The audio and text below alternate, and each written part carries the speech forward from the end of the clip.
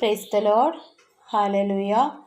യേശുവേ നന്ദി, യേശുവേ സ്തുതി, യേശുവേ സ്തോത്രം. ഇന്ന് ഈ വീഡിയോയിൽ നിങ്ങളുമായി പങ്കുവയ്ക്കാൻ പോകുന്നത് യേശുനാമത്തെക്കുറിച്ച്, യേശുനാമത്തിൽ നമ്മൾ പ്രാർത്ഥിക്കേണ്ടതിനെക്കുറിച്ച്. യേശുനാമത്തിൻ്റെ ശക്തി നമ്മൾ യേശു എന്ന് പറയുമ്പോൾ തന്നെ ആ ശക്തി നമ്മളിലേക്ക് വ്യാപരിക്കുന്നതിന് വേണ്ടിയിട്ട്, ആ ശക്തി നമ്മളിലേക്ക് ഇറങ്ങി വരുന്നതിന് വേണ്ടിയിട്ട് നമ്മൾ ഹൃദയത്തിൽ യേശുനാമം നമ്മൾ പറയുമ്പോഴേക്കും യേശുവിൻ്റെ ശക്തി നമ്മളിലേക്ക് പ്രവഹിക്കുന്നു എന്ന് മനസ്സിലാക്കി പ്രാർത്ഥിക്കുവാനായിട്ട് പരിശ്രമിക്കുമ്പോഴാണ് നമുക്ക് യേശുവിൻ്റെ നാമത്തിൻ്റെ ശക്തി അറിയാൻ സാധിക്കുന്നത്. നമുക്ക് പിതാവായ ദൈവം നൽകിയ നാമമാണ് യേശുനാമം.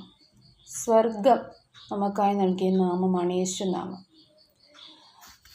ലൂക്കായുടെ സുവിശേഷം 1-ാം അധ്യായം 31-ാം വാക്യത്തിൽ, നീ ഗർഭം ധരിച്ചൊരു പുത്രനെ പ്രസവിക്കും, നീ അവന് യേശു എന്ന് പേരിടണം.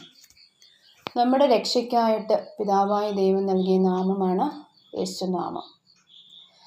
ഈ വചനത്തിൽ അത്ഭുതങ്ങളും അടയാളങ്ങളും യേശുവിൻ്റെ നാമത്തിൽ സംഭവിക്കുന്നതിനായിട്ട് അപ്പസ്തോല പ്രവർത്തനങ്ങൾ 4:30 അവിടുത്തെ പരിശുദ്ധദാസനായ യേശുവിൻ്റെ നാമത്തിൽ രോഗശാന്തിയും അടയാളങ്ങളും അത്ഭുതങ്ങളും സംഭവിക്കുന്നതിനായി അവിടുത്തെ കൈകൾ നീട്ടണമേ. അവിടുത്തെ വചനം പൂർണ്ണ ധൈര്യത്തോടെ പ്രസംഗിക്കാൻ ഈ ദാസരെ അനുഗ്രഹിക്കണമേ.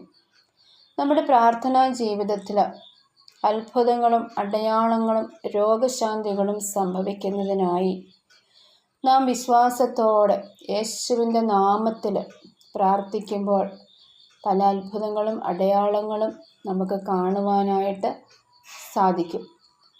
അത് ചെറിയ ചെറിയ കാര്യങ്ങളാണെങ്കിലും വലിയ കാര്യങ്ങളാണെങ്കിലും വിശ്വാസത്തോടെ യേശുവിൻ്റെ നാമം പറഞ്ഞ് പ്രാർത്ഥിക്കുമ്പോൾ നമ്മുടെ പ്രാർത്ഥനാ ജീവിതത്തിൽ നമുക്ക് തന്നെയും അതിശയം തോന്നുന്ന വിധത്തിൽ നമുക്ക് പ്രാർത്ഥനയിൽ ഉണർവ് കിട്ടുന്നു. അതുപോലെ തന്നെയും പ്രാർത്ഥനാ ജീവിതത്തിൽ നമുക്ക് അത്ഭുതങ്ങൾ കാണാനായിട്ട് സാധിക്കും.